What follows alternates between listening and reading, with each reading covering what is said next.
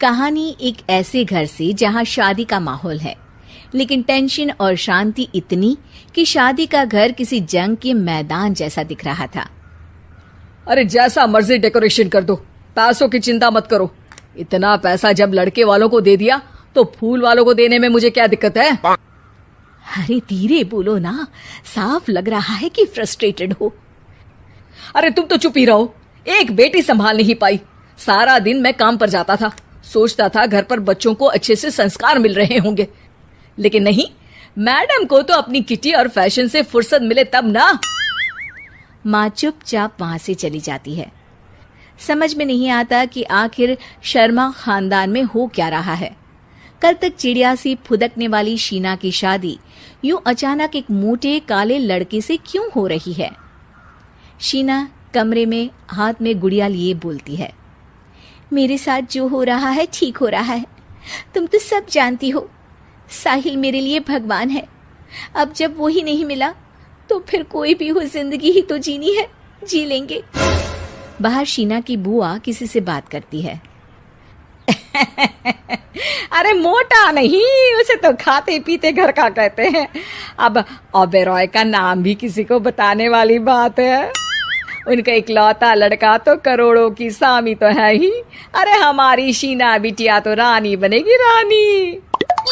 इन सब के बीच कहीं कोने पर शीना हाथ में मेहंदी सजाए बैठी थी और आंखों में आंसू सजाए। और वो समय भी आ जाता है जब शीना मंडप के नीचे हाथ में वरमाला लिए खड़ी होती है, लेकिन तभी अफरा तफरी मच जाती है। कोई कहता है, अरे लड़के की माँ को हार्ट अटैक आ गया। अरे अच्छी खासी थी, कैसे हो गया? अरे कहते हैं ना, किसी किसी लड़की के पैर अच्छे नहीं होते, हो सकता है कि मनहूस है ये लड़की। शीना पास खड़ी सब सुन रही थी। फिर शीना अपने कमरे में आ जाती है। शादी ये कहकर नहीं होती कि लड़की मनहूस है।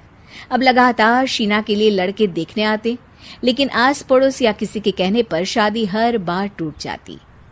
लेकिन एक दिन, अंकल, मैं काफी दिनों से आपसे मिलने की कोशिश कर रहा था, लेकिन हिम्मत नहीं हो पा रही थी।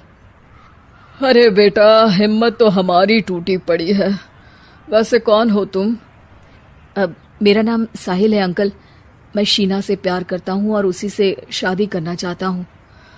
अरे अब तो किस जात के हो ये भी मायने नहीं रखता। बेटा, मेरी बेटी मनहूस है। ये सब कहते हैं कि इसीलिए उसकी शादी नहीं हो पा रही। अगर तुम शादी करने को तैयार हो तो ठीक है। शीना की शादी साहिल से हो जाती है। अगले दिन साहिल की माँ का देहांत हो जाता है और एक बार फिर लोग शीना को अपशकुनी कहने लगते हैं। अरे खा गई दीदी को ये। अरे क्या जरूरत थी साहिल किसी मनहूस को घर लाने की? पर बुआ, माँ की तो तबीयत पिछले कई साल से खराब थी। डॉक्टर्स ने जवाब दे दिया था। क्या पता ये भी उनका सौभाग्य हो कि वो बहू का मुंह देख पाई। अरे बहू का मुंह देख पाई, या ये कह लो कि बहू का मुंह देखते ही स्वर्ग लोक सिधार गई। खैर, हमें क्या, घर तुम्हारा है, हम तो चले। अब शीना को खुद पर ही शक होने लगता है कि कहीं सच में वो अपशकुनी तो नहीं। साहिल, हम दोनों की शादी नहीं हुई होती तो अच्छा था। देखो ना, कैसे पहले मेरी शादी टूटती थी और अब तुम्हारी माँ भी। अरे ऐसा कुछ नहीं होता शीना, अपशकुनी वगैरह कुछ नहीं होता। ये सब तो ईश्वर के खेल हैं। वो शादी तुम्हारी इसलिए टूट गई क्योंकि तुमको मेरी पत्नी बनाना था, और माँ का जाना तो तय था। वो काफी बुजुर्ग थी, साथ ही एक ऐसी बीमारी से जूझ रही थी जिसमें डॉक्टर्स भी उन्हें नहीं बचा पाते। शीना साहिल की बात सुनकर तसल्ली कर लेती है और वहां से चली जाती है। अगले दिन, शीना, अरे ओ शीना। क्या हुआ? उफ, कहीं फिर मेरी वजह से कोई नुकसान? अरे नहीं नहीं शीना, तुम जानती हो, जिस प्रॉपर्टी के केस को हम बरसों से लड़ रहे थे उस पर फैसला आ गया, वो भी हमारे हक में। अब हम करोड़पति हो गए शीना। शीना शांत रहती है। अरे क्या हुआ? करोड़ पत्नी बनकर तुमको खुशी नहीं हुई? शीना की आंखों में पानी आ जाता है। चलिए जी, कुछ तो अच्छा हुआ मेरी जिंदगी में आकर आपके साथ। साहिल शीना को गले लगाकर कहता है, मेरी नई नौकरी भी तुम्हारे ही आने से लगी। ये प्रॉपर्टी का केस जीता। सब कुछ तो तुम्हारे आने के बाद ही हुआ, फिर तुम मनहूस कैसे? ये सुनकर शीना खुश हो जाती है।